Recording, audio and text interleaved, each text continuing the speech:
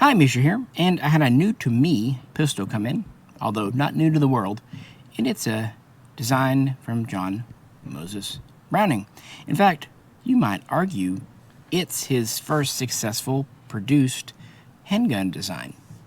So with that, I thought we would kind of look at the evolution from the model 1900 to the 1903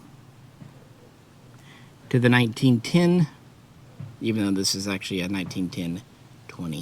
And just talk about little pocket guns, blowback guns, because I've always found them quite fun and interesting. And as always, if you please could like, share, and subscribe, and check us out on Patreon. Even though these kinds of videos usually don't get a lot of views, they're among my favorite to make. So we're going to dive in and talk about late 19th century firearms development in JMB. You know, one reason I really like John Moses Browning, JMB, he created designs he invented, not because he was all that financially inspired, although I'm sure it didn't hurt, but because he could and he just wanted to kind of push the boundaries. And earlier in his career, you see rifles, shotguns, and then in the 1890s, he's working with machine guns. And just as his model 1895 machine gun is being readied for production, he turns his attention to handguns, self-loading, semi-automatic, what have you.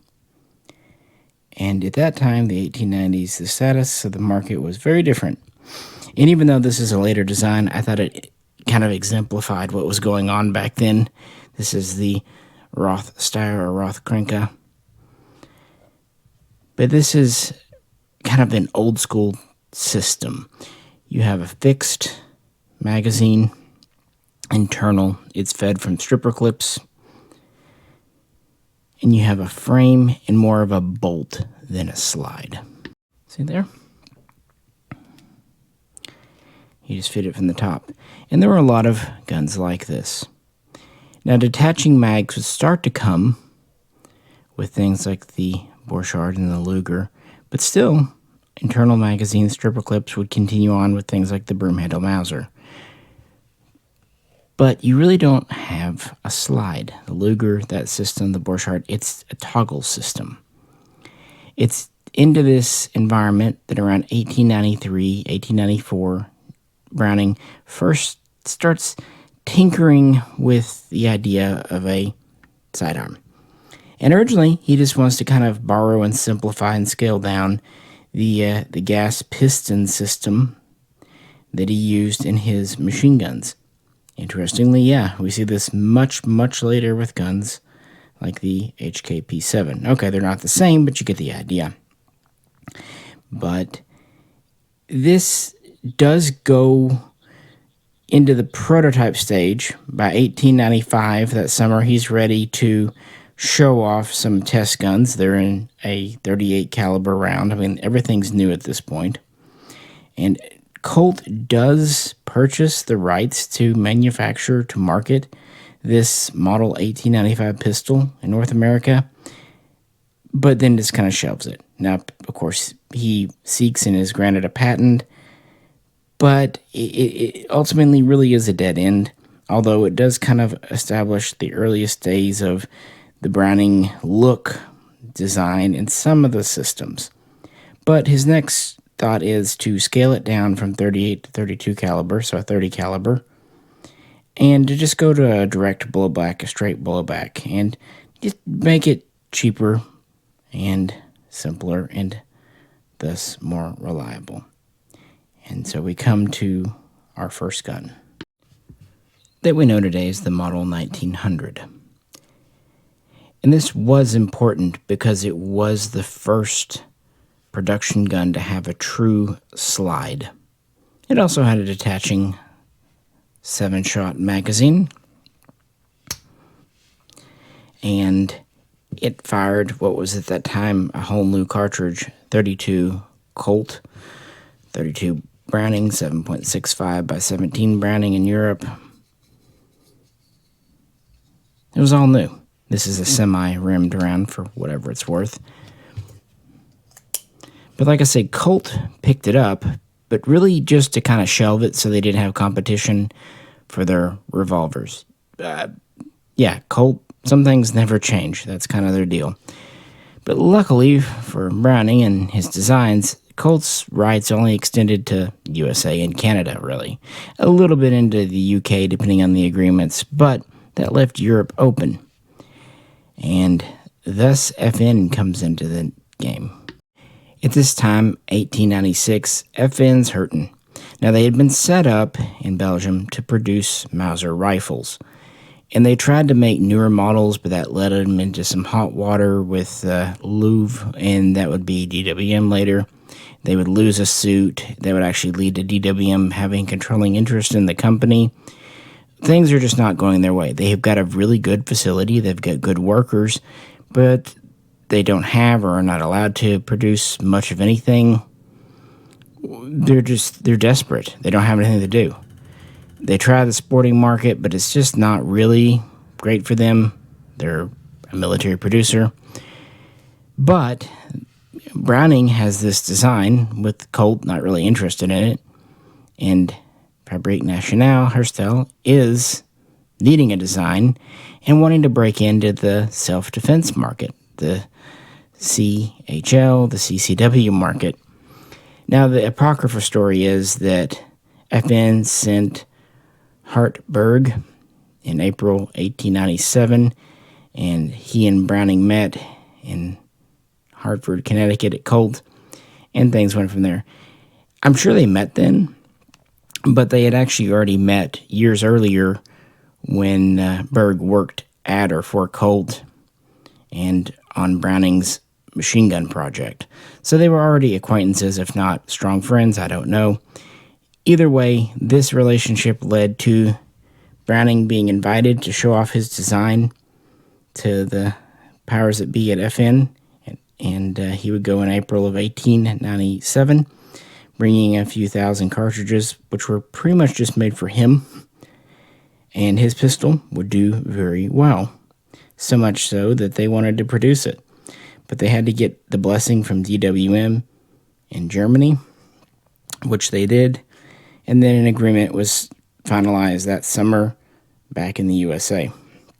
So FN is going to produce Browning's handgun design and have the rights to it in basically mainland Europe, with a few other stipulations besides. But of course, it wasn't even known as the Model 1900 at that time, and it wasn't even exactly this style. It was put into production in 1899, January, as essentially the pre-production model, the Forerunner. And they would build 15,000 of those before going to what was known as the Browning pistol in 1900, so about a year later. And that was done in response to interest from the Belgian armed forces. And all the changes are pretty much exactly what you'd expect. They strengthened the frame. They made the grips wider, which made them stronger, but also more comfortable. Added a lanyard. Added a cocked, or rather, sticking up in this case, uncocked indicator. They also shortened the barrel. And they gave it a slide holdback, although it was manual. You do have to manually pull the slide back and pressure safety up. So it's definitely a two-handed affair, but it is a good solid lock for cleaning other things. Also just shows the unique recoil system above the barrel. But of course, if you put your safety down, it immediately goes forward. Single action only pistol. And we think of 32s as being small little mouse guns. But after the updates for the Belgian military especially, this was a small but still nice little duty pistol. It was meant for self-defense, not really offensive. It was over 6 3/4 inches long, had a 4-inch barrel, not bad for that caliber, and it weighed about 1.25 pounds, so 21 ounces. It's a solid steel gun.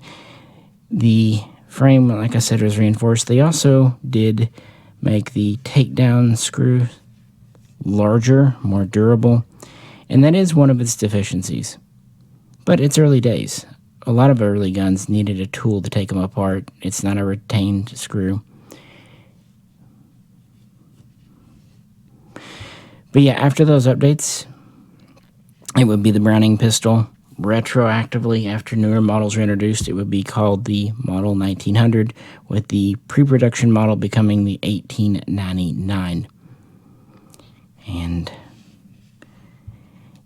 while it did have some police and military customers, it really was popular on the private civilian market because it was the first of its type. They introduced a new cartridge. It was the first to have a slide.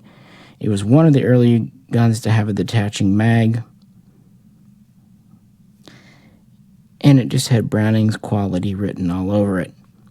And these are very durable. Many survive today in better condition than newer guns, frankly. So with that, let's take a look at the ergonomics, the controls a little more, give some thoughts there. So the 1900, you know, for the day and time, having the recoil system above the barrel, ejection port over here, was actually the standard. Well, this set the standard, frankly, if we're being honest. It's kind of neat, too. It has one intentional cocked indicator here, and one kind of unintentional one in the front, because when you pull the trigger, that pops up, you know, occluding your sight. And also you can see the edge, the end of the recoil mechanism there. Very standard what we think of as Browning safety here, thumb safety. Very stiff on this one, which is good. Pretty big throw. Not so easy to engage with your thumb, but easy to knock down. And the mag catch, it's shielded, and it does spring out just a little bit, but it is pretty small. Not what we think of as a modern design. But when this pistol was made, of course, the whole detaching magazine concept was all new, as was its what we think of as .32 caliber 7.65 cartridge. Definitely a trendsetter, at least for the pre-Great War, pre-World War I period. So the Model 1900 was successful. It was adopted as a standard issue sidearm by Belgium. Also in 1907, it was approved by the Imperial Russian, the Tsarist government, for use by high-ranking officers and some police. Probably not surprisingly, France would purchase some for their police, and these would carry over into World War I use. The Russian use of it would carry over into Finland, which was part of Russia at that time, and become quite a popular gun. At least 1,000 were sold to Finland, being used by police and partisans and what have you, even being one of the early military pistols of the Finnish army. Austro-Hungary, the Empire, used it. Germany never adopted it, but it was definitely private purchased in some numbers for World War I. And then you see quite a few smaller contracts here and there, private purchases. It was sold throughout.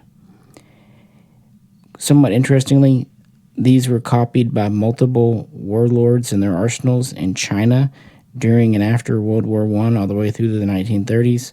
Some of high quality, some not. And maybe the last copy done, at least produced in any numbers, was actually done in North Korea, known as the Type 64. It seems to be indicated that these were made in the 1960s. And they even had a version that could accept a suppressor or silencer. But of course, time would move on, as we've seen. Production would already start to slow down by 1909 as a newer model was about to come out, and it seems like the last pistols were coming out, probably being built from existing parts, around 1911, maybe 1912. And counting some unlicensed copies from Asia and a few other things, about 725,000 Browning pistols. And I presume that might count the pre-production ones too, I'm not sure though, were turned out. But it was, if not obsolete from a use point of view, it was obsolete from a production point of view before even the Great War kicked off. But it did inspire a whole generation of little sidearms, including its new cartridge. For example, in Germany, we have the Dreyse model 1907. It has the same kind of ejection port. It has the barrel underneath, although the system's a little more advanced. We have the opening. But I did make an interesting discovery looking at the mag catches. Their magazines are very similar, including the notch in the back. Easiest way for me to tell them apart is the notch in the floor plate of the Dreyse mag. And the Dreyse mag will actually even fit in the Browning. Notice the floor plate, it'll even latch. And while the Browning mag will fit in the Dreyse, it protrudes just a bit and doesn't quite latch. But I just kind of found that interesting. Another design that was influenced by, but not identical to, comes from Hungary, still part of the Austro-Hungarian Empire, the Frommer Stop, later the 19M. It too has the recoil mechanism above the barrel and kind of a nice scalloped slide. This was designed to fire a 7.65 cartridge, but it was meant to be a little more potent than 32 Browning. And it's an external hammer gun, so different design, and of course it's a decade newer. But yeah, I don't know. I kind of see the influence. Of course, it's also returning to the bolt system, like the Roth Krinka up here, which is one reason I brought it out. So you can see where older designs like this were influenced. I don't know. I find the firearms development infinitely fascinating.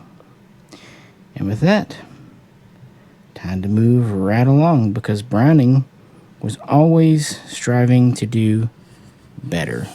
Again, something I really admire about him.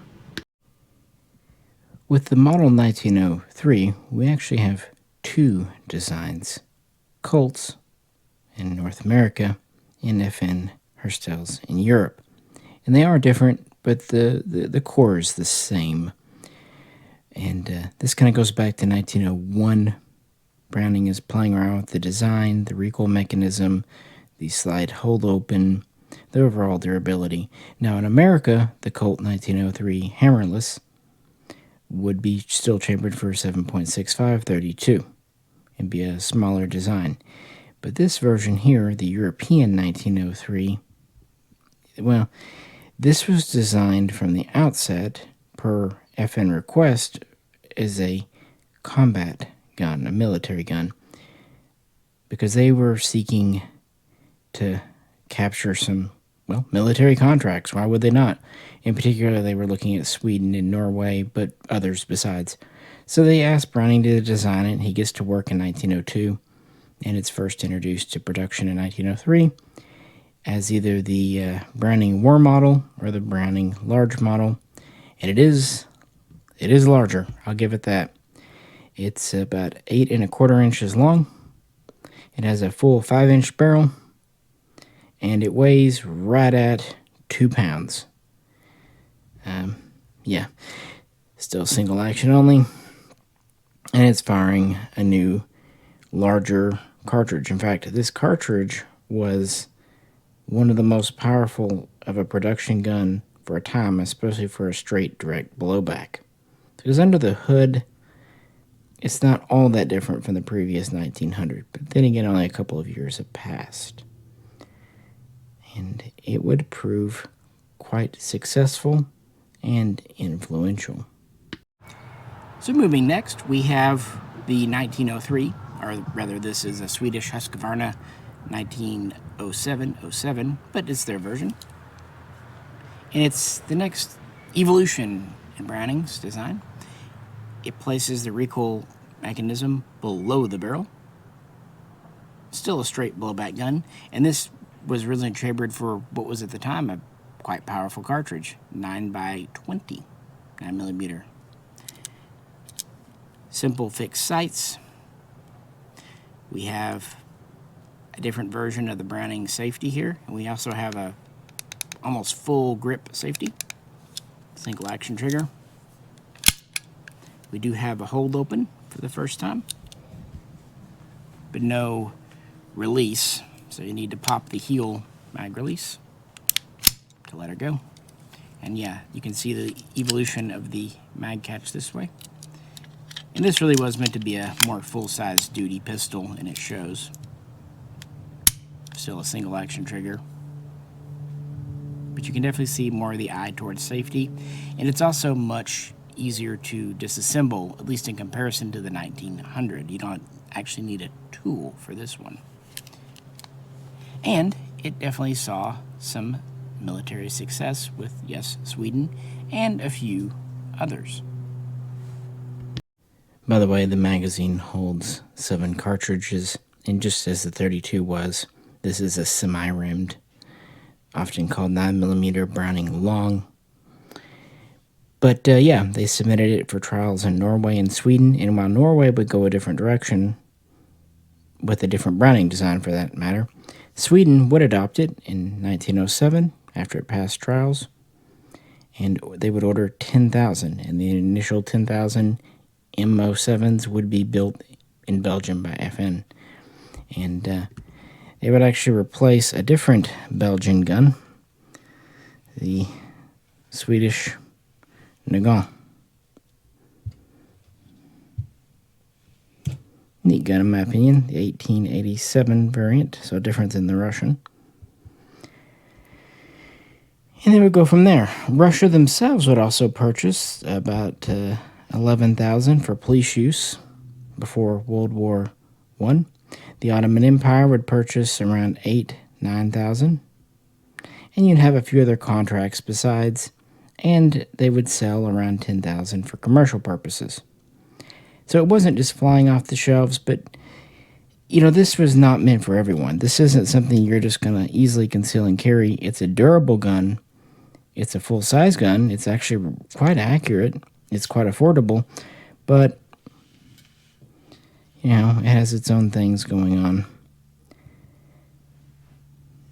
And then, of course, the Great War kicks off, and just a couple months into it, the factory in Herstal is overrun by the Germans, and production of the 1903 stops. However, even though Belgium can't make new guns, Sweden's trying to re-equip more of their armed forces, and so they negotiate production rights for this gun, and in 1917, the line starts up at Husqvarna. Should point out that the first couple of years, they still have the Browning name on the side, but that was apparently a legal no-no, so after the war, the Swedish pistols stopped having it. It doesn't mean they were unlicensed, it just means they weren't literally licensed to use the name. But no, they would keep making these for a quarter century, very much with FN's blessing. And at first, FN was not interested in starting production back up, but there was enough demand in the 1920s, especially from Estonia, who decided to select the 1903 as their standard gun, that they would make some for them. And they would have a smaller contract for Paraguay and El Salvador, so they would get down to South America.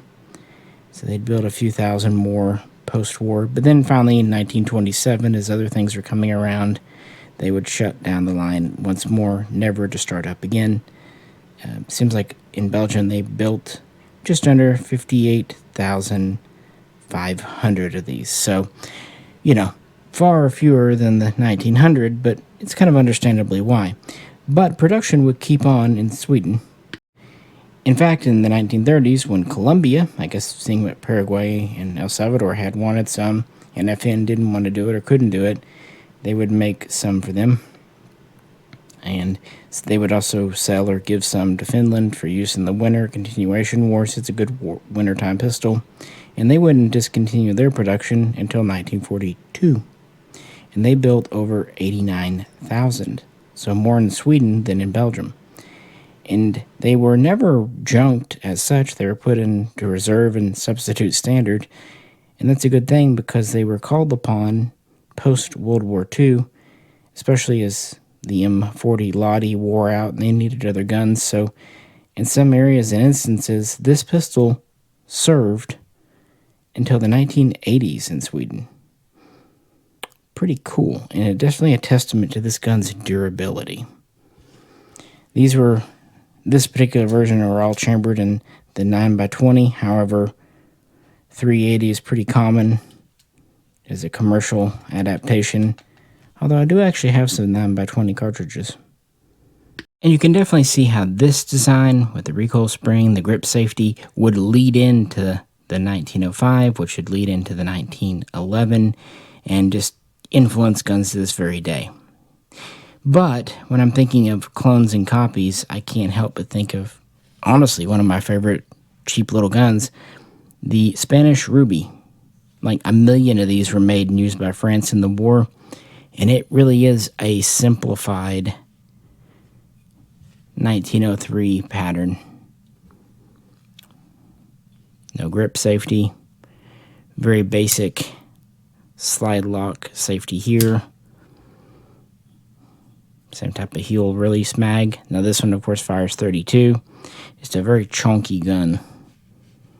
Now whether they were more inspired by the Colt or the FN version, who knows? It's not really material because they're both Browning designs. The point is the recoil spring is below the barrel, and essentially disassembly is the same. But yeah, you see these and other similar unlicensed copies cropping up before, during, and after World War I. And there were many others besides, because it was just a simple, durable gun, easy to get right, quite ergonomic, quite comfortable, and if nothing else, you could surely use it as a club. So, even though sometimes these guns are overlooked, I honestly really do like them, and they had a lot more influence on the military market than the civilian commercial. But of course, probably the most successful is up next. In 1910, FN introduces the next generation in Browning pistols, often called the new model. Of course, we just know it as the M1910, and this is really where the year naming comes from. And it was really a combination that everything had come before, even though he had experimented with an internal hammer on the 1903. This would go back to his tried and true tested striker system, grip safety, and it would introduce a new system of recoil that would go around the barrel. The spring would be around the barrel. This would be copied by everyone. Yeah, we did above the barrel, below the barrel, now we're around the barrel. For a blowback gun, it makes perfect sense. And while it was introduced in 7.65 Browning 32, it was also introduced at the same time in 9mm curves, 9x17, 380, so you could buy either one. It had a 3.5-inch barrel and either a 6 or 7 shot capacity depending on the caliber, and was designed for the commercial, law enforcement, military markets, but it was a smaller sized gun like this, more than this. This was their large military duty gun. The 1910 was more for like officers to carry, but it was quickly sold to the Kingdom of Serbia by 1912, and had some other contracts. And yes, the 1910, the smaller version of this, was used to ignite the Great War, World War I. Yeah, not the Model 1900, but the Model 1910. And, well, that definitely makes it infamous. But this version here, the Model 1910-22, or just 1922, this is the version that FN considered to be for military and police only. It wasn't routinely made available for commercial sales, and it was designed, well, 1922, to fulfill a new order from Yugoslavia, a nation that came about because of World War I, who needed an affordable, dependable sidearm for their military. So they extended the barrel out from 3.5 to 4.5 inches, giving it an overall length of about 7 inches. They extended the magazine. In 380, it went from 6 to 8, and in 32, it went from 7 to 9. So 9 plus 1 total capacity, because this is a 32. And those are really the difference. In fact, the slide's generally the same. It just has this extension. Of course, the grip is longer. The Yugoslavian contracts would have a lanyard ring, which is cool, but they were in 380. You know me. I do 32s. But they would deliver over 60,000 during the 20s and 30s, and they'd have tons of other contracts besides France, Finland, and, oh Lord, I mean, it's just everywhere. It was a very popular gun. It was dependable. 380 was considered decently punchy. Even 32 was still fine, but the standards of the interwar period, runaway success for FN Herstal, which really does explain why this never went back into production, and this was only produced on a limited basis post-war. And now we come to our third and final contestant today. Now this is the 1910-22, the scaled-up version, but it's the same as the 1910 in mechanics. We just have this extension here. Press that in to disassemble it if you need to. And for the first time, we have the recoil spring around the barrel, not above, not below. Still a straight blowback. This one is again in 32, although of course quite a few of these, the Yugoslavian contracts, are in 9mm Kurs, 9x17, 380. We have grip safety. We have pretty standard safety here too, so very much like the 1903. Single action trigger. Heel mounted release. The 1922 model has an extended magazine. Of course, this version was made by FN during World War II. Tons of variations of this. It was actually a very successful design. And the 1922 would have come out before JMB's death in 1926. So, yeah.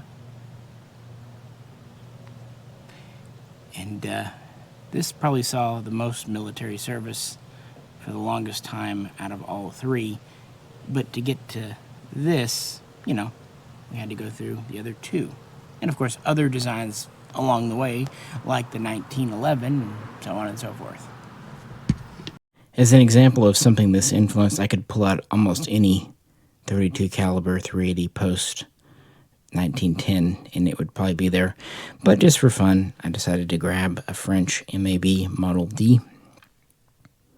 They actually made a full-size version for duty use too, and then a compact Model C, very much like the 1910 versus 1922, and it was available in the same calibers.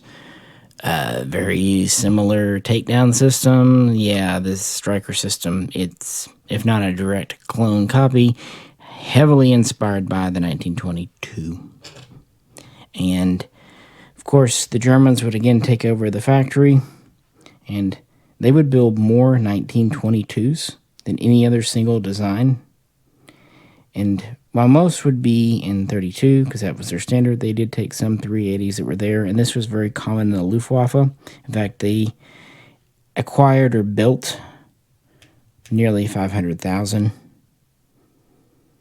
and it was just well liked and respected. for what it was. And as soon as the war was over, FN would put the 1922 back into production. It would go to Belgian police, French police, many others. West Germany would even issue it after the war in quite large numbers, especially before they started up their own arms production industry again around 56, 57. And we keep on. They would keep developing it. Browning would sell it, the Browning Company, I should say, would sell it here. Is the model 1955. And FN was not only making new ones into the 1980s, they still had contracts. In fact, they still delivered some for a French contract in the 80s. Just a runaway success. I don't know what else to really say. We've done whole videos on it. That's what I'm just kind of going through because we could easily get bogged down, and I don't want this to overshadow. But this really is a culmination of what began with the model 1899, 1900s, and is an ultimate statement. And Browning would be alive when the 1922 was released, but he would pass away just a couple of years later.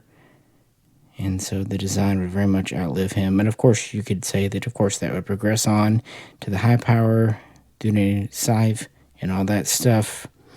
But we got to end somewhere, right? But I think these are good examples of FN guns. I did have a 1910 once. It was actually even Japanese marked. Kind of wish I still had it, but I also like my World War II 1922 as well. But what do you think?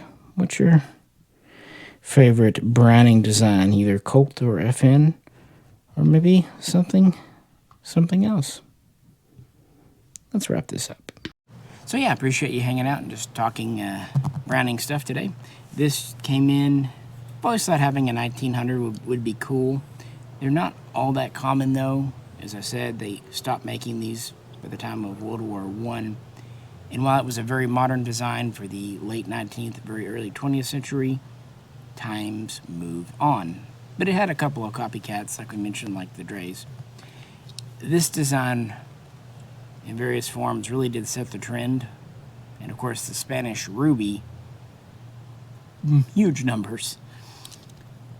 And ditto for the 1910 and 1922. In some ways, they are getting both more ergonomic and simpler, and frankly also easier to disassemble. But I like this little evolution. I considered putting the high power at the end of the video, but you know, let's just focus on the little 32s, well, 32s, 380s, 9mm in this case. They don't get enough love, I don't think. And these guns served so much, I mean, at least, you know, their brethren, in World War I and World War II and beyond. In fact, a lot of police in Europe continued to use 32s and 380s until the 1970s. It's all thanks to Browning. And frankly, in the firearms world, his genius cannot be overstated. And as a man, he was a good person too. So there's that to be said. But yeah, this came in, so it just inspired the video. I gotta ask, what's kind of your favorite look? Because they each have their own aesthetic going on.